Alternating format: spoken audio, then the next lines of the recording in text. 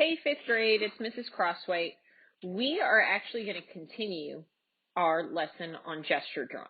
So since we're not able to get to school and we do still want to work on this PBL a bit, we're going to switch things around from working in our groups to I want you to do these drawings kind of on your own. What you're going to do is you can look up an image of your athlete in motion. So use an image, or you can actually look up the image and then have someone at home replicate it for you if you'd rather draw from life. These are the things you're going to need. You're going to need some kind of colored paper. It can be cardstock, construction paper, regular printer paper, whatever you have, as long as it's a colored piece of paper. You can use things like crayons, you can use markers, you can use whatever you have available to you that will show up on that paper. What I'm going to challenge you all to do with this lesson is this. Your athlete, I'm going to ask you to make a full-size gesture drawing, so a drawing that takes up the whole sheet of paper. I'm going to ask you to do at least 3 and pick from your 3 favorites to send to me. So, for example, if I go ahead and I've asked someone to model for me in front of me right now, I'm going to go ahead and start my gesture drawing. So I always start with my spine and then I find my legs.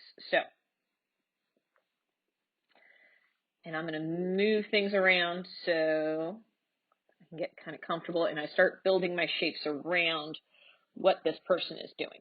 So actually, it's more like a ballet move, but that's okay. And I'm going to include things like the back, the legs, hips, and foot. Now, remember, the point of a gesture drawing is not to show detail. It's to show the movement the person is doing. So if the person is reaching back to grab their foot, kind of like mine is, all I'm doing is blocking out the big areas of their body.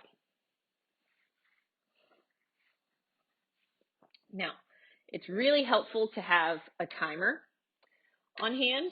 If you don't have a timer, that's okay. You can always just kind of look at the clock on a computer or set yourself up near a clock. Now, what I want you guys to do when you do these gesture drawings is, again, take up the whole space of your paper. If you don't like the way the first one turns out, remember, these are quick drawings, so you should be able to do several pretty quickly in a matter of a couple of minutes. So I'm going to go ahead and take my timer and set it up.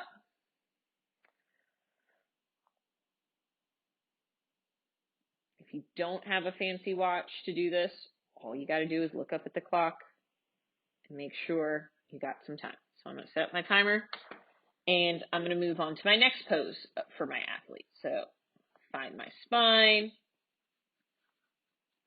and then move down to the position of the legs and the arms. And then I'm going to start building the form of their body. Now, sometimes people ask, well, can we include details of like what our athlete is doing? So for example, this athlete is actually a soccer player. So I'm going to go ahead and include the soccer ball right here to give it a little bit of reference. So we know what they're doing. And the answer is yes. You can always include something to kind of reference what's going on. So I want to make it clear that this is a soccer player, and that's their foot right there and the ball that they're using. And I've captured that movement. I've captured that moment where they've kicked the soccer ball up in the air. And there's my time. So I've told you what you're to do is you want to make these as big as you can. So a regular sheet of paper is fine, but you want to try to take up the whole sheet with these drawings. I've done 2. I'm asking you to do 4. And I would love to see your best one sent to me. When you send it to me, if your parents want to email it to me, just let me know who your athlete was and how it went. Again, any paper is fine. If you don't want to use a photograph off the internet, you can ask someone at home to model for you. You can always ask a sibling or a parent, and you can have some fun with these too. Any material to draw with is fine. I just use the crayon because then I know I'm not tempted to erase. You can use pencil if you have it, markers, anything at all to draw. But we want to keep these exercises going in our heads for when we come back to school. I hope you guys are all doing well. Have a good day. I'll see you guys next week.